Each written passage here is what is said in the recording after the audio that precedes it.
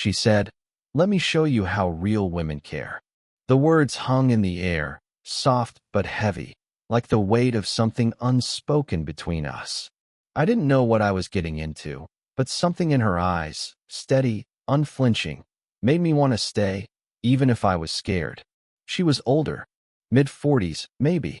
A few streaks of silver in her hair caught the light just right, and her smile had this kind of quiet confidence that made me feel both small and reckless at the same time. Me, barely out of college, trying to figure out what I wanted from life. And there she was, a woman who seemed to have already lived some version of it, but still looked at me like I might surprise her. We sat across from each other in that little cafe downtown, the kind of place where the coffee was always a little cold, and the hum of the street outside was muted by thick windows.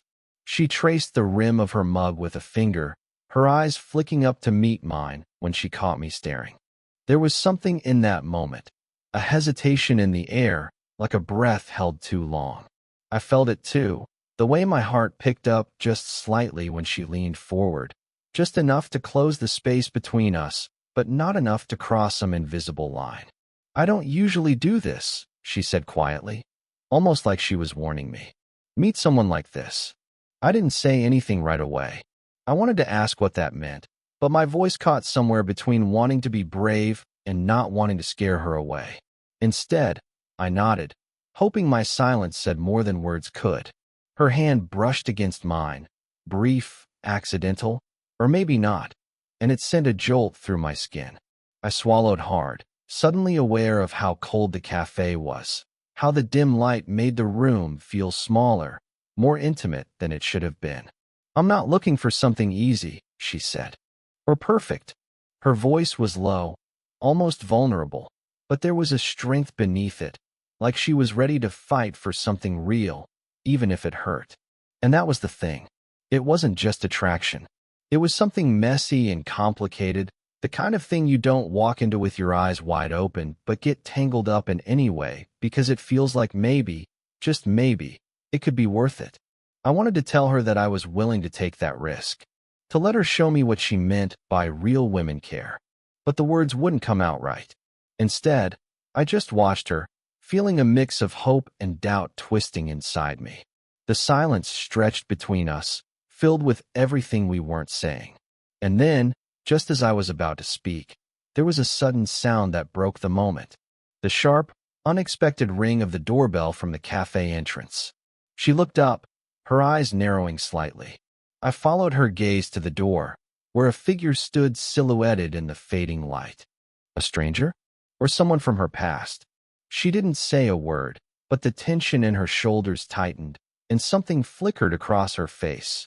Fear, regret, or maybe a secret she wasn't ready to share yet.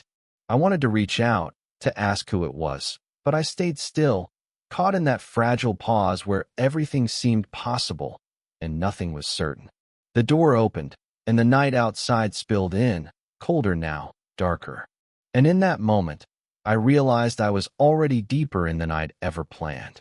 The doorbell had barely stopped ringing when she finally spoke, her voice low, careful. "That was him." "Who?" I asked, trying to keep my tone steady, but my heart was already racing. She glanced away, fingers tightening around her coffee cup. "An old complication." There was something in the way she said it, like the word complication was meant to hold years of stories I wasn't ready for. I wanted to ask more, but I could tell she wasn't ready to open that door yet. She took a slow breath and then said, "I wasn't always like this." Her eyes met mine, vulnerable now, carrying the weight of years I hadn't imagined. I made mistakes, got tangled in a life that wasn't mine to live. I thought about that for a moment. The woman sitting in front of me, so poised and sure, quietly revealing a crack in the armor. It made her feel real, human. "I was married once," she said, almost as if confessing a secret to herself. "It didn't end well. Not because I didn't try, but because sometimes love isn't enough." The silence that followed was thick, and I wondered if she felt the same sting of regret I did, the kind that clings to your chest on quiet nights. For me, it was simpler maybe. I hadn't had the kind of relationships that shape your world, just moments, fleeting, confusing, and full of questions. But sitting here with her, I realized I wanted something deeper, something real, even if it scared me. The age gap between us wasn't lost on either of us. I saw the hesitation in her eyes every time I reached out or tried to close the distance between us. And I felt it too, a tug of doubt that maybe this was reckless or doomed from the start. I was young enough to be her son, and maybe she was too old to want to start again. But maybe, just maybe, that was why this felt so electric. Because it wasn't supposed to happen. There was a moment when I almost told her all the thoughts swirling in my head. How I worried she might see me as just a distraction, or worse, a mistake. But the words caught in my throat. Instead, I reached out slowly, brushing my fingers along the back of her hand. She didn't pull away. Her eyes softened, and for a second, everything else fell away. The years, the doubts, the risks. It was just us. Tell me, she whispered, voice trembling. Tell me what you see when you look at me. I hesitated, because what I saw was more than just a woman. I saw a story I wanted to be part of, messy, complicated, and real. Before I could answer, she leaned closer, and our hands found each other's without words. The kind of silence that carries everything unspoken settled between us, fragile, electric, and full of promise. The afternoon light had faded, and the cafe was quieter now. Just the two of us, the hum of the city pressing in from outside. She pulled her hand back slowly, eyes darting away. This can't happen, she said, voice almost breaking. I wanted to argue, to tell her it already was happening. But her hesitation was real. Like a wall had suddenly gone up between us, thick and cold. Before I could say anything, my phone buzzed. A message from my roommate. Dude, she's here. You need to talk. My stomach dropped. I glanced up to see her stiffen, eyes wide, lips pressed into a thin line. Talk, I asked, heart pounding. She shook her head, but there was no hiding the fear now. The door to the cafe opened, and there he was, a man with sharp eyes and an expression that didn't quite mask irritation. Her ex-husband. He walked over, voice low but firm. We need to talk. She didn't hesitate this time. She stood, brushing off the coffee crumbs from her coat. Not here, she said, but her gaze flicked to me. Quick, unreadable. I wanted to say something. Anything, but the words caught in my throat. As he led her outside, I caught a glimpse of her hand sliding into his. A grip that spoke of old promises, maybe regrets, maybe pain. When the door closed behind them, I sat back, breath shallow, heart hammering. The room felt colder, emptier. Was I just a distraction? A moment she was trying to hold on to before stepping back into a life I couldn't reach? My mind spun, the guilt creeping in. Was I crossing a line I shouldn't? I pulled my jacket tighter around me, the night pressing close. And then, just as I was about to leave, her voice came over the phone. A text. Don't give up on me. I stared at the screen, torn between hope and doubt, knowing this was just the beginning of something I wasn't ready for. The rain had started, soft at first, then heavier, like the sky was trying to wash away everything, or maybe just drown the noise inside my head. She hadn't called since that night. The silence between us stretched too long, thick with questions I was too afraid to ask. But then, I saw her across the street, standing under a flickering street lamp, her coat wrapped tight around her like armor. My heart jumped. I started to cross, but stopped halfway when I saw him appear beside her, the man from before. His hand rested on her arm, too familiar, too claiming. A knot twisted in my stomach. Jealousy, sharp and raw, something I didn't expect to feel but couldn't deny. She caught my eye, and for a moment, the world narrowed to just us. I wanted to run to her, to pull her away from him, but fear rooted me to the sidewalk. She looked torn, like part of her was still reaching for something else, something complicated and unfinished. Suddenly, she turned and crossed to my side of the street. Her eyes searched mine, full of 1,000 things she couldn't say aloud. Why are you here? Her voice was a whisper, trembling with something close to desperation.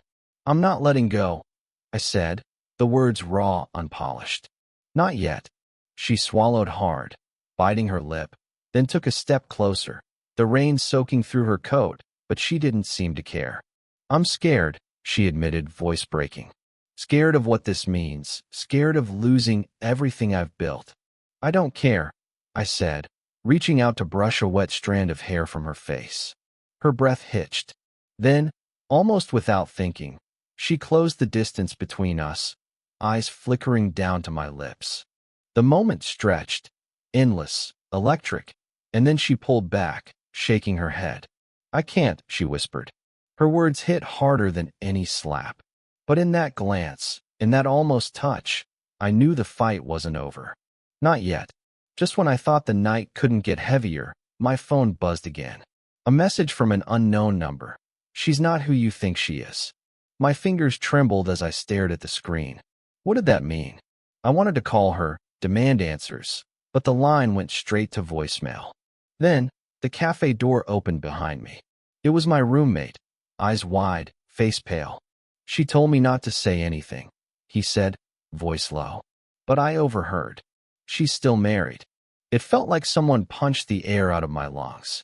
All the moments, the looks, the promises, they suddenly felt fragile, maybe even built on lies.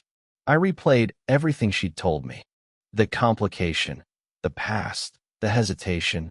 Was it all just words to keep me close while she figured things out? I thought of the way she'd looked at me under that street lamp, scared, torn, and wondered if I'd just been another secret she was hiding. My mind raced.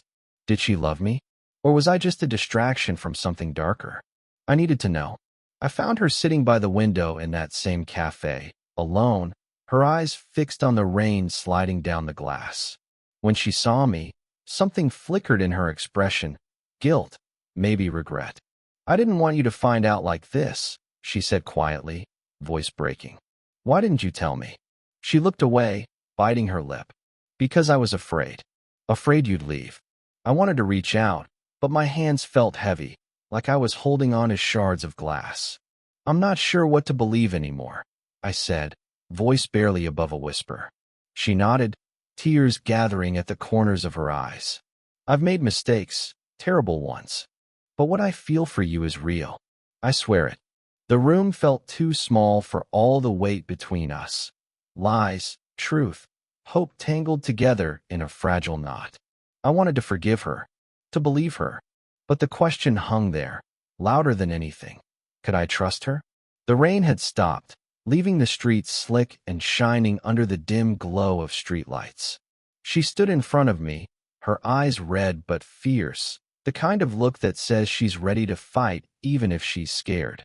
"I won't lie to you anymore," she said, voice raw. "I'm still married. The divorce isn't finalized. But I've been living in limbo, caught between what I was and what I want to be." I took a breath, feeling the cold night air burn my lungs. "Why didn't you tell me?" She swallowed, hands trembling just enough for me to notice. "Because I didn't want to lose you before we even began." We stood there, the silence stretching, broken only by distant cars and the faint hum of the city. "I'm scared," I admitted. "Scared this isn't going to work." Her lips twitched, a small, sad smile. "Me too." Then, without warning, she reached for my hand. This time, steady, sure. "I'm not asking you to decide now," she said softly. "I just want you to know the truth. All of it." The weight of her words settled between us, heavier than any promise or confession. I wanted to believe this could be real, messy, complicated, but ours. But the fear lingered, twisting inside me like a shadow I couldn't shake. We looked at each other then, not as a woman and a younger man, not as two flawed people hiding secrets, but as something fragile, unfinished. And in that moment, I realized maybe that was enough. No grand declarations, no perfect endings, just two people, exposed and raw, trying to find their way. The night held its breath as she leaned in, close enough for me to feel her warmth, but pulled back before our lips could meet. "Let's see where this goes," she whispered. And with that, we stepped into the unknown, together, for now. The weeks that followed weren't easy. There were moments when doubt crept in like an unwelcome guest. Late nights filled with silence, the sting of old memories, and the weight of unfinished promises. But there were also moments I wouldn't trade for anything. Soft mornings tangled in sheets, whispered conversations that didn't need words, and the simple comfort of knowing she was there. She wasn't perfect. Neither was I. But in that imperfection, something grew, slow and fragile, like a plant pushing through cracked concrete. I learned to read the spaces between her words, the pauses where fear and hope collided. She learned to trust a younger man who wasn't sure how to love, but was willing to try. One rainy afternoon, as we sat side by side on her worn-out couch, she looked at me and said, "Thank you for staying." I smiled, heart full but cautious. "Thank you for showing me what real care looks like." We didn't need grand promises. We didn't need to know what the future held. Because right then, in that quiet, imperfect moment, we had something real. And maybe that was enough.